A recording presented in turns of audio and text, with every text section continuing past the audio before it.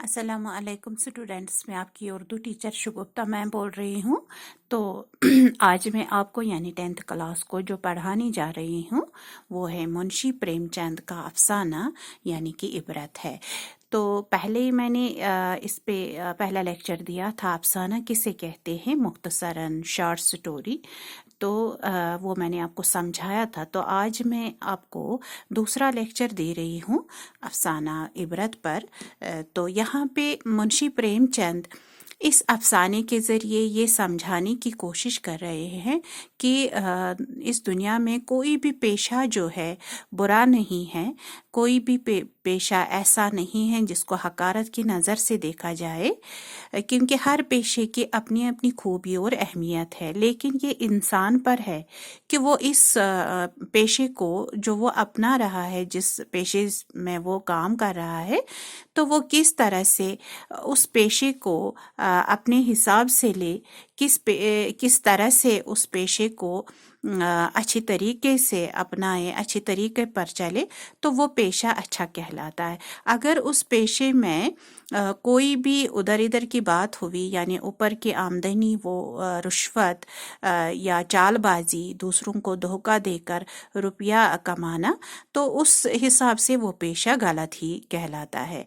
तो यहाँ पे मुंशी प्रेमचंद ने यहाँ पे 3 दोस्त जो है उनका जिक्र किया है। यहाँ इस अफसाने में जो किरदार है, पहला जो है पंडित चंद्रधर, फिर ठाकुर रतीबल और फिर मुंशी बीजनाथ। तो पंडित चंद्रधर जो है उसका पेशा था उस्ताद का, और ठाकुर रतीबल जो थे वो हेड कांस्टेबल थे, और मुंशी बेजना जो है वो साहित्य नवीस थे, अकाउंट क्लर्क थे। तो पंडित चंद्रधर जो थे वो अपने पेशे को, ये जो सईगा यहाँ पे आया है, लफ्ज़ लिखा है मैंने यानी महकमा, वो इस महकमे को यानी उस्ताद के पेशे को समझते थे अवसर की खेती यानी बंजर ज़मीन, जिस पेशे में कोई ऊपर की आमदनी नहीं थी। तो इस में जो जितना तनख्वाह मिलता था उसी पर गुजारा करते थे। तो पंडित चंद्रधर अपनी जिंदगी जो है मुश्किल से गुजर बसर करते थे। अपने बच्चों और बीवी को वो अच्छी तरह से वो नहीं दे पाता था जो ये 2 दोस्त देते थे अपने घर वालों को। ये जो ठाकुर रतीबल और मुंशी बेजनाथ जो थे, दोनों ऐश व इशरत की जिंदगी बसर करते थे, क्योंकि इनको ऊपर की आमदनी मिलती थी, यानी रुश्वत लेते थे, वो लोगों को धोखा देते थे। किस तरह से वो पैसे कमाते थे, यानी कि वो यही जानते थे, क्योंकि गलत तरीकों से वो पैसे कमाते थे। और मोहल्ले में हर एक जगह जहाँ पर जाते थे इनका रोब था, क्योंकि हर एक पर इन्होंने अपनी ये जो ठाट बाट की जिंदगी जो है इनको दिखाते थे। तो लेकिन पंडित चंद्रधर जो थे वो बहुत मायूस थे अपने पेशे से, इस उस्ताद के पेशे से, क्योंकि वो समझते थे कि मैं इनके सामने कुछ भी नहीं हूँ, एक एक चीज़ के लिए तरसना पड़ता है। मगर इसके मुकाबले में ये 2 दोस्त जो थे, हर ऐश व इशरत का सामान जो था इनके घर में मौजूद था, यानी ये जिंदगी जो थे अच्छी तरह से बसर करते थे। तो अब एक दिन इन दोनों ने ये फैसला किया कि हम अयोध्या की यात्रा पर जाएंगे, और पंडित चंद्रधर को भी अपने साथ इन्होंने लिया।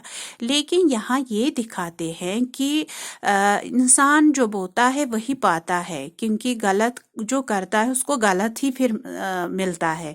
ठाकुर रतीबल और बीजनाथ जो थे दोनों, इन्होंने लोगों के साथ जो बर्ताव किया था, मतलब ये जो अकाउंट क्लर्क थे, ये हेड कांस्टेबल थे, लोगों को जिस हिसाब से उन्होंने पैसे लिए थे और किस तरह से उनको दुख दिया था, किस तरह से उनको तकलीफ दी थी, वही तकलीफ इनको रास्ते पर उठानी पड़ती है, चाहे ट्रेन में चाहे इस रास्ते में।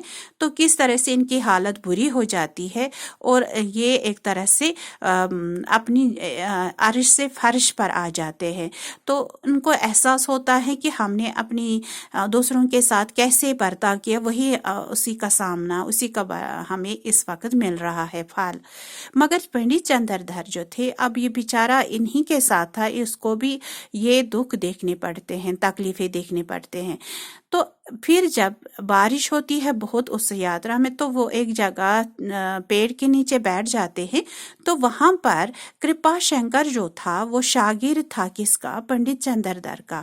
تو جب اس کو نظر پڑتی ہے اپنے استاد کی، تو استاد پر، تو وہ ایک طرح سے شرمندہ ہو جاتا ہے یہ دیکھ کر کہ میرا استاد اس بارش میں بھیگ رہا ہے، اس کی حالت بدتر ہو رہی ہے. تو وہ اس کو لے کر، ان دو دوستوں کو بھی لے کر، جو پنڈت چندردر کے دوست تھے، تو ان کو لے کر وہ جاتا ہے گھر. تو پھر ان کو 3 دن ان کی خدمت کرتا ہے، ان کی تعمیرداری کرتا ہے، اور وہ اس طرح کھڑے رہتا ہے کہ جیسے مطلب جس طرح مہمان نوازی میں کوئی کسر نہیں ہونی چاہیے، ویسے ہی یہ کرپا شنکر سوچتا ہے کہ کوئی کسر نہیں رہنی چاہیے، ہر طرح سے وہ ان کا خیال رکھتا ہے.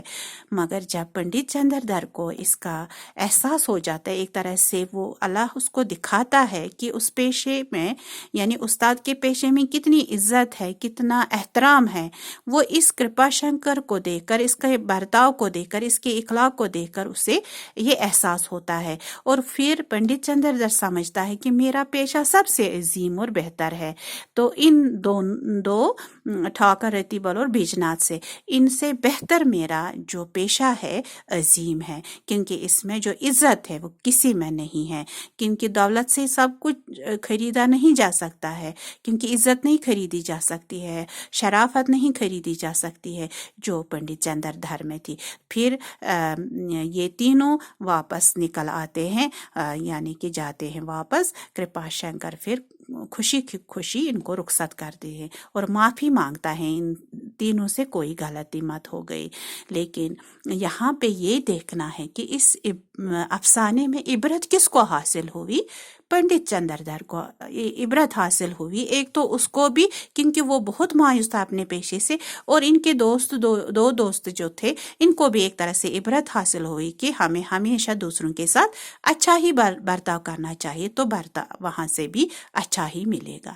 تو اس طرح سے منشی پریم چند نے یہی سمجھایا ہے کہ کوئی بھی پیشہ برا نہیں ہے، مگر یہ انسان ہی اس پیشے کو خراب کر دیتا ہے.